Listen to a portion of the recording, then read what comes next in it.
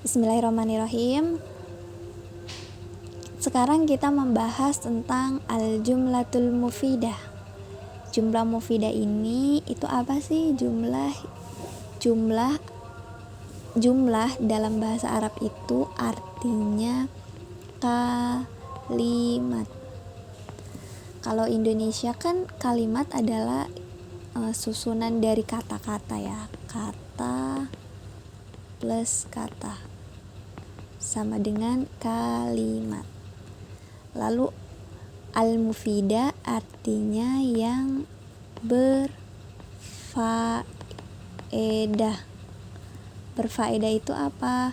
Yang bisa atau yang mudah difahami. Yang bisa, bukan mudah ya, yang bisa difahami. Sebelum masuk ke contoh, kita lanjut ke kaidah. Menurut kaidah nahwu shara an-nahwul wadih, jumlah mufidah, kalimat yang sempurna, at-tarkib, yaitu susunan, alladzi yufidu, yang yufidu, memberikan faedah atau memberikan pemahaman, faedatan, pemahaman, tamatan, yang sempurna. Kuncinya yang sempurna. Oke. Lanjut, kita ke contoh dulu. Contohnya yang pertama al-bustanu. Al-bustanu artinya kebun. Kalau misalnya ada seseorang, misalnya ada yang si A bilang kebun, dia lagi ngobrol nih berdua, A sama B ngobrol, tiba-tiba si A ngomong kebun, si B kan gak ngerti maksudnya ngomong kebun tuh kebunnya kenapa, entah kebunnya yang kotor, kebunnya yang bersih, atau kebunnya yang kecil, atau kebun yang penuh dengan bunga, kan belum bisa memberikan faedah atau belum bisa difahami. Oke, karena itu kalimat. Kalau al-bustanu doang, itu namanya kata, cuma satu kata doang. Nah, kalau jumlah mufidah, kalimat yang memberikan faedah atau yang bisa difahami, ditambahin lagi satu kata, wasi'un, luas. Kebun itu luas, udah jelas ya kan, jadi udah bisa difahami kalau kebun itu ternyata luas. Oke, lanjut contoh yang kedua. Contoh yang kedua adalah al-babu. Al-babu ini artinya pintu. Kalau nggak ada kata al-jadidu, ngomong pintu doang, pintu. Kenapa pintu? Pintunya baru kah? Rusak kah? Pintunya coklat kah? Merah kah? Hitam kah? Nah, lalu dikasih tambahan kalimat, yaitu jadidun. Jadidun tuh apa? Baru. Nah, udah jelas pintu itu baru. Oh, ternyata pintunya baru. Oke. Sebelum yang ketiga, kita lanjut ke faedah lagi. Kaidahnya. Jumlah mufidah ini qad tatarokabu. Qad di sini qad kadang-kadang. Tatarokabu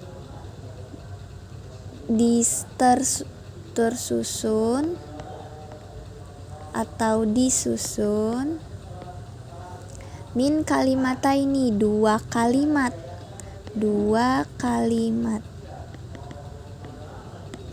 Waqad tatarokabu min aktsaro, dan kadang-kadang juga tersusun atau disusun lebih dari dua.